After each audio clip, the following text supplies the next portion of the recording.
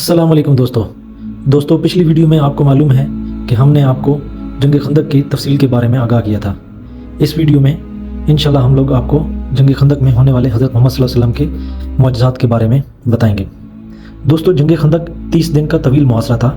ये 29 दिसंबर 626 ईस्वी को शुरू हुआ और 29 जनवरी 627 ईस्वी को ख़त्म हुआ। जंग खंदक में मुसलमानों की तादाद 3000 सिपाहियों पर मुश्तमिल थी, जबकि मुखालिफिन की तादाद 10,000 सिपाही, 600 घोड़े और कुछ ऊँट शामिल थे। दोस्तों, ये जो मस्जिद आपको नज़र आ रही है, ये मस्जिद हज़रत उमर रज़ियल्लाहु तआला अन्हु के नाम से मंसूब है। जैसा कि पिछली वीडियो में हम लोगों ने जिक्र किया था कि हज़रत मोहम्मद सल्लल्लाहु अलैहि वसल्लम ने अपने असहाबा कराम को उनके साथियों के साथ मुख्तलिफ जगह पर तैनात किया था और हर सहाबा कराम के नाम से एक मस्जिद यहाँ पर मंसूब थी। दोस्तों, ये मसाजिद जो असहाबा कराम के नाम से मंसूब है, ये मसाजिद सल्तनत उस्मानिया के दौर से पहले की बनी हुई है। ये मस्जिद जो अभी आपको नज़र आ रही है, ये हज़रत उमर रज़ियल्लाहु तआला अन्हु के नाम से मंसूब है। ये अभी तक बंद है, इसको अवाम के लिए खोला नहीं गया। ये दो मसाजिद जो कि एक हज़रत अली रज़ियल्लाहु तआला अन्हु के नाम से मंसूब है और एक ये जो अभी आप देख रहे हैं हज़रत उमर रज़ियल्लाहु तआला अन्हु के नाम से मंसूब है। ये दोनों मसाजिद सल्तनत उस्मानिया के दौर से पहले की बनी हुई हैं, जो कि अभी तक लोगों के लिए खोली नहीं गई। दोस्तों, वीडियो के पिछले हिस्से में हज़रत अबू बकर सदीक रज़ियल्लाहु तआला अन्हु के नाम से जो मस्जिद मंसूब थी, उसकी ज़ियारत आप लोगों को करवाई थी। वो मस्जिद अवाम के लिए खुली हुई है और सब लोग उसमें आके नवाफिल और नमाज अदा कर सकते हैं। ये मस्जिद जो कि हज़रत उमर रज़ियल्लाहु तआला अन्हु के नाम से मंसूब है, इसको अभी तक अवाम के लिए नहीं खोला गया। ये आप बाहर से ज़ियारत कर सकते हैं। ये मस्जिद भी बिल्कुल उसी तर्ज पर बनाई गई है जिस तर्ज पर मस्जिद हज़रत अबू बकर सदीक और मस्जिदुल फतह तैयार है।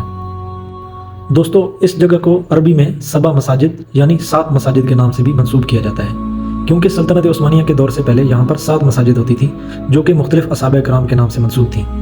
जब यहाँ पर सल्तनत उस्मानिया के दौर में मस्जिद अल खंदक तामीर की गई तो यहाँ से कुछ असहाबा कराम के घरों को और कुछ मसाजिद को शहीद किया गया और उनकी जगह पर इस मस्जिद खंदक की पार्किंग को बनाया गया। दोस्तों, ये मसाजिद सल्तनत उस्मानिया के दौर से पहले जब मस्जिद खंदक की तामीर नहीं हुई थी तो कुछ यूँ नज़र आती थी। ये मस्जिद जो आप लोगों को नज़र आ रही है, ये मस्जिदुल फतह है। ये वो मस्जिद है जहाँ पर नबी अकरम सल्लल्लाहु अलैहि वसल्लम ने जंग खंदक की कामयाबी के लिए अल्लाह पाक से दुआ फरमाई थी और अल्लाह पाक ने उस दुआ को कबूल फरमाया था। दोस्तों, वक्त के साथ साथ इस जगह पर तामीराती काम भी हुए और मसाजिद में उनकी तोसी भी की गई। दोस्तों, यही वो जगह थी जहाँ पर जंग खंदक लड़ी गई थी।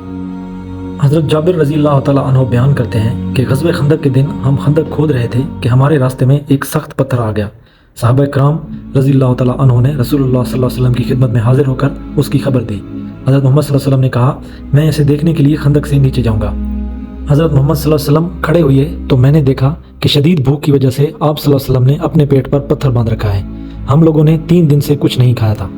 हज़रत मोहम्मद सल्लल्लाहु अलैहि वसल्लम ने एक हथौड़ा उठाया और उसे उस सख्त चट्टान पर दे मारा और उसे रेत में बदल दिया। दोस्तों, ये मस्जिद जो आप लोगों को नज़र आ रही है, ये मस्जिद हज़रत अली रज़ियल्लाहु तआला अन्हु के नाम से मंसूब है। ये मस्जिद भी मस्जिदुल फतह, मस्जिद अबू बकर रज़ियल्लाहु तआला अन्हु, मस्जिद हज़रत उमर रज़ियल्लाहु तआला अन्हु की तर्ज पर बनाई गई है। दोस्तों, हज़रत जाबिर रज़ियल्लाहु तआला अन्हु बयान करते हैं कि ग़ज़वे खंदक में हम लोग 3 दिन से भूखे थे।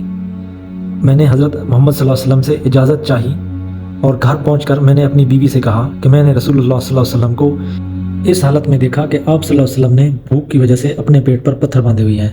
मैंने अपनी बीवी से कहा कि क्या आपके पास घर में कुछ है? उसने कहा, मेरे पास थोड़ी मिकदार में जौ और एक भेड़ का बच्चा है। मैंने भेड़ को ज़बह किया और जौ को पीसकर गोश्त को बर्तन में डाल दिया। मैं रसूलुल्लाह सल्लल्लाहु अलैहि वसल्लम के पास गया। इसी दौरान आटा गूंदा जा चुका था और बर्तन में गोश्त तकरीबन पक चुका था। दोस्तों, ये वही जगह है जहाँ पे हज़रत जाबिर रज़ियल्लाहु तआला अन्हु जो कि सहाबा कराम थे, उनका घर मुबारक था। हज़रत जाबिर रज़ियल्लाहु तआला अन्हु फरमाते हैं कि मैंने अर्ज़ की, या रसूलुल्लाह, मेरे पास खाना मौजूद है, क्या आप 1 या 2 असहाबा कराम के साथ आएंगे? आप सल्लल्लाहु अलैहि वसल्लम ने पूछा, कितने आदमी वहाँ जाएं?